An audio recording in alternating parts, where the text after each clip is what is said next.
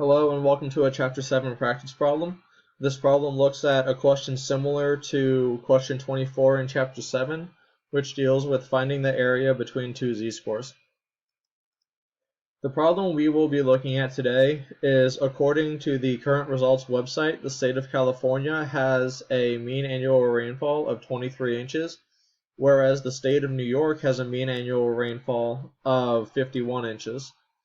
Assume that the standard deviation for both states is 6, and a sample of 32 years of rainfall for California and a sample of 49 years of rainfall have been taken for California and New York. Now, before we begin, we need to define our terms for both California and New York. For California, we have a sample size, or small n, of 32, an x bar, which is our sample mean, of 23, and a sigma of 6. For New York, we have a sample size, little n, of 49, an x bar of 51, and a sigma of 6. Now, before we start work on the problem, we need to see if our data is normally distributed. There are 3 ways that we can do this for this kind of problem. The problem will tell us that the underlying population is bell-shaped and sigma is given. The second one is that n is greater than or equal to 30 and sigma is given. And lastly, n is greater than 100.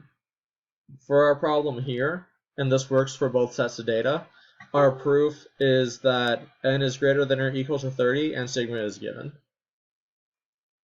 In part A, it asks us to show the probability distribution for the mean annual rainfall of California and New York. For California, it is a graph of a normal distribution with an expected value of the mean, or x bar, of 23 and a standard error of 1.0607. For New York, it is a graph of a normal distribution with an expected value of the mean of 51 and a standard error of 0.8571. The way that we find the standard error of the mean, or sigma x bar, is by taking the formula in the top right corner of sigma divided by the square root of n multiplied by the finite correction factor, if we are allowed to use it in the case. In this case, because we are not given a population, we are not allowed to use the finite correction factor because we can't prove that our sample size is greater than 5% of our population. So in this case, we're only allowed to use the part of the formula of sigma divided by the square root of n. So taking both of our sets of data here in the terms given, we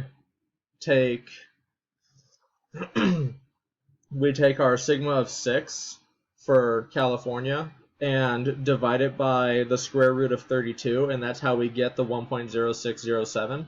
And for New York, we take our sigma of 6 and divide it by the square root of 49, which is how we get the 0.8571. Now in part B, we need to find the probability that the sample mean is within 1 inch of the population mean for California.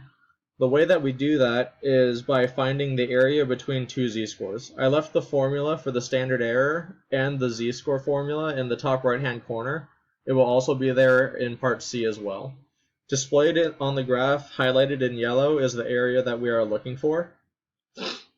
We need to do this for both 1 inch above and 1 inch below the mean because we are looking for the area, quote-unquote, within 1 inch of the mean.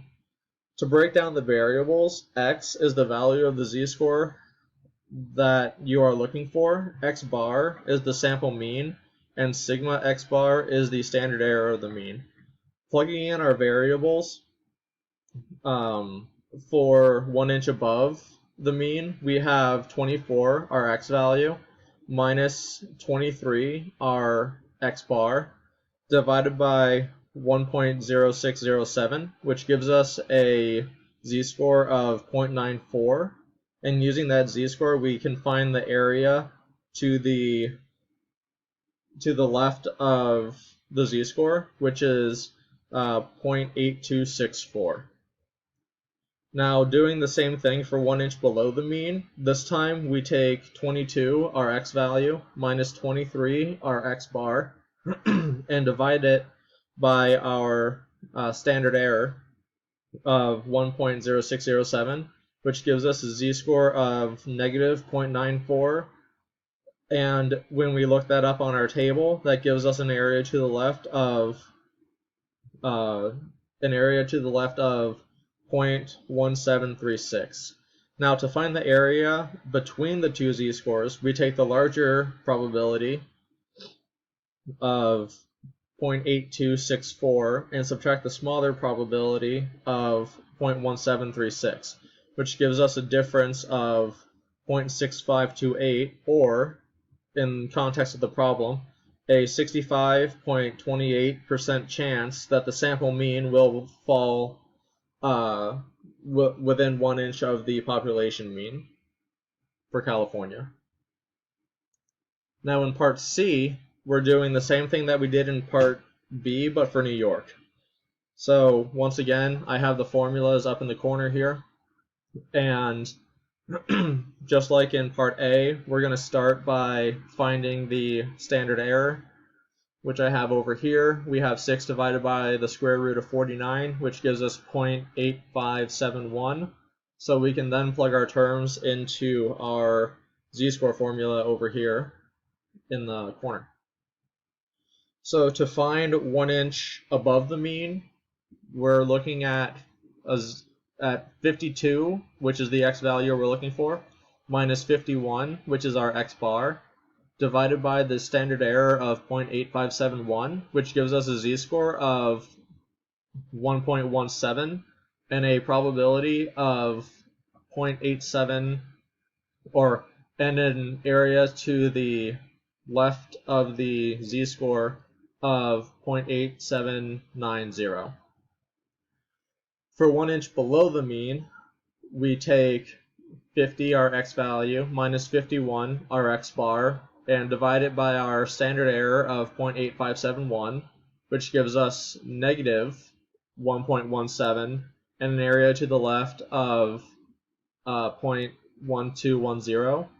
Now, finding the area between the two z-scores, we once again take the larger probability and subtract the smaller probability from it, which gives us 0.8790 minus 0.1210, which gives us a result of 0.758, or a 75.8% chance that the sample mean will fall within 1 inch of the population mean for New York.